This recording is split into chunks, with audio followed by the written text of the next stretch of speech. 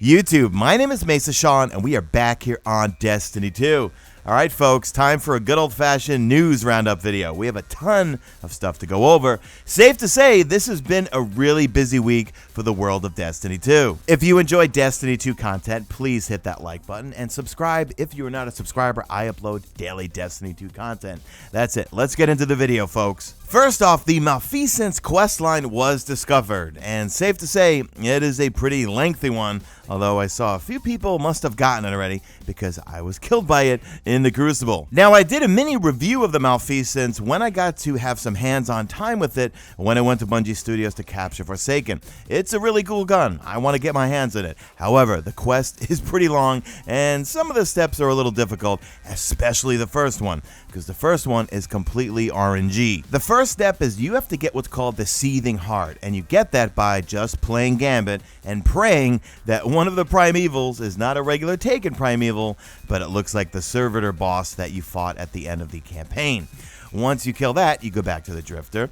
Then you have to defeat 25 Taken bosses or mini-bosses within the Dreaming City. You have to complete the Corrupted Strike. However, that Corrupted Strike is going to be 580 power, so bring your most powerful gear. The next step is going to be called Business as Usual, where you simply need to play Gambit, win games, and deposit motes. However, if you lose motes, the percentage that is going up from depositing motes will go down. The final step is called Lights Out, where you need to defeat 25 Guardians as an invader.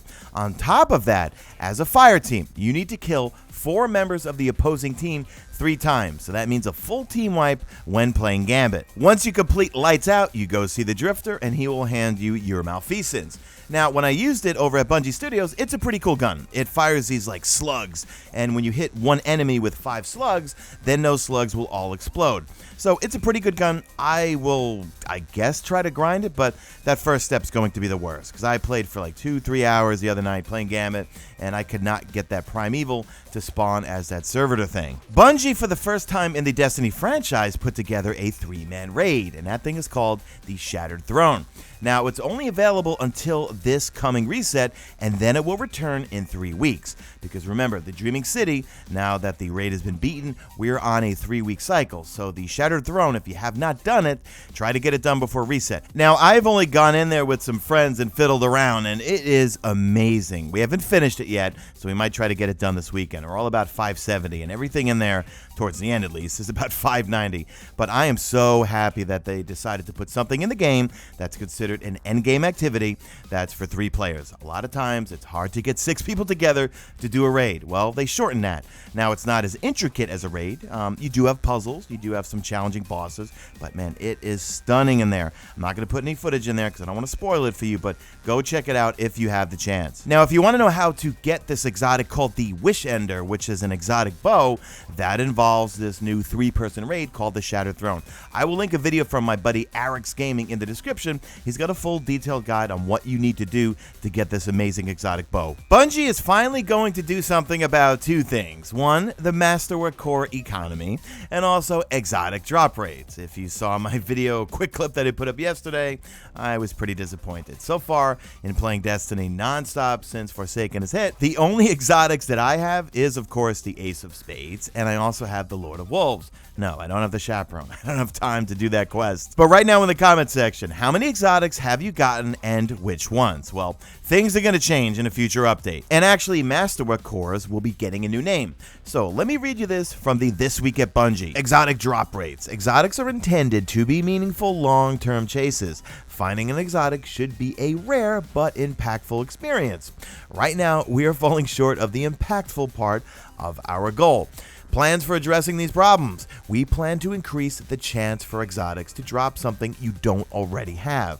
I know for myself, yeah, I have those 2 new exotics, but I've gotten a number of exotics to drop, but it's always been some sort of duplicate. So the goals for adding Masterwork cores to Infusion was to make Infusing and Masterworking a meaningful choice, which I think they have, but I'm not infusing anything because I don't want to run out. Infusion and Masterwork should not be mutually exclusive. Now here's some problems with the current Masterwork core economy. Masterwork cores have a misleading name. When they were created, the definition of a pinnacle item put the emphasis on almost entirely on masterworking. We expanded that definition in Forsaken, but didn't update the currency. There are not enough reliable sources to earn Masterwork cores, which can make deciding what to spend them on too difficult. Here's what they are going to do. Plans for addressing these problems. We have been monitoring core supplies, and the numbers aren't as high as we would like them. We are planning to create more reliable and plentiful core sources. We are going to rename Masterwork cores so their purpose is more obvious. But let's be frank, folks, prior to Destiny 2 Forsaken hitting, why did we like Masterwork weapons so much? Okay, you would get a little bit of a stat bonus, either range, stability, handling, etc. We like them because they generate orbs. We want more supers. And right now, the only weapon that I have that is a tier 10, it's not a tier 10 because I got it dropped like that, one of those Bungie curated Masterworks. No, I made it a Masterwork by spending all of the Masterwork cores. And I like it because, well, it's a great roll. When you Masterwork the Tiger's Spite, the range is off the charts. So it's hard for me to use any other primary weapon right now. I mean, granted, I could take my Midnight Coup or a few other ones from year 1, but man, I want year 2 weapons, and right now I'm loving my Tiger's Spite. Next up, we've got some pretty significant changes to Iron Banner. So this was the first Iron Banner that we've had within Destiny 2 where power mattered. Let me know in the comment section, did you complete those final 2 bounties that would give you some powerful gear? The rest of the bounties just gave you normal gear. I cashed in a bunch of tokens, got some weapons, got way too much armor, but in general, the 15 or 20 games that I played, for me, were not fun. They were always mercy. I'd say out of 20 games, about 15 of them were mercies. And I mean mercies either on my team or the opposing team. None of them were competitive. Could be the servers I was on, but I want to hear from you in the comment section. What was your experience in this past Iron Banner? So let's go through all the changes to Iron Banner that will be coming in a future Iron Banner. So Jeremiah from Bungie says, one of the goals we have for Iron Banner is that it's an opportunity for lower power players to catch up or re-engage in their pursuit of power. Based on your feedback and our analytics, we are not meeting that goal. There were 2 changes we're making to help resolve this problem. Change number 1 is going to be reducing the completion values for some of the bounties. So for Lightbearer, super kills is now 20 from 25. Iron in the Blood, which is match completions, is now 15, and it used to be 30. Shine On, where orbs generated, that's been reduced from 100 down to 50. Iron Victory, you got to win 7 matches instead of 10. To be precise, precision kills have been reduced to 50 down from 100. All in a week's work, kills have been reduced to 150 from 250. The second big change they are making to Iron Banner is that all of the bounties, repeat, all of the bounties will now provide powerful gear. Now, to me, that's a really, really good incentive to get everyone to play. Kind of reminds me of Destiny 1, where when Iron Banner would roll around, that was a great source to get your light up. So I'm excited that they're making this change, and when Iron Banner rolls around, now I have more of a reason to grind it out, get those bounties done, because every one of them will give me some powerful gear. Now, since power did matter this past Iron Banner, we have a nice graph to go over, but Derek Carroll from Bungie kind of simplified everything. So let's go through a few examples.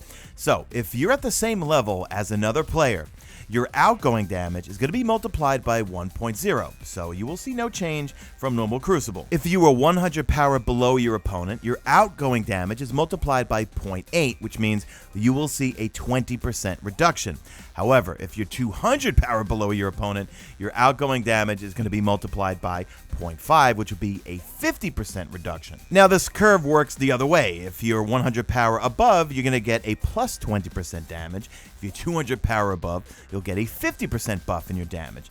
But let's say something like if you're 20 power above your opponent, you'll do about 10% more damage against them. Now, did you notice a difference? I certainly did in a few occasions. I know a bunch of my friends who were grinding it out were saying they didn't feel anything, but I noticed I got my games in really early on, the first couple of days, and that's when some of the real sweats had already completed the raid. They were way, way high power than me, and sometimes they were hitting me so hard with I was getting 2-tapped with anything.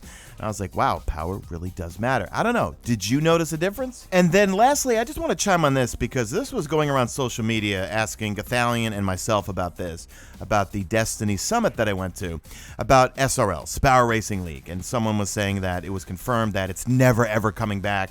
And they were copying Gathalion and myself in it. Here's what happened, guys. When we were in one of the breakout sessions, right? We had a big group session and then little breakout sessions. I was in a room with Gathalion.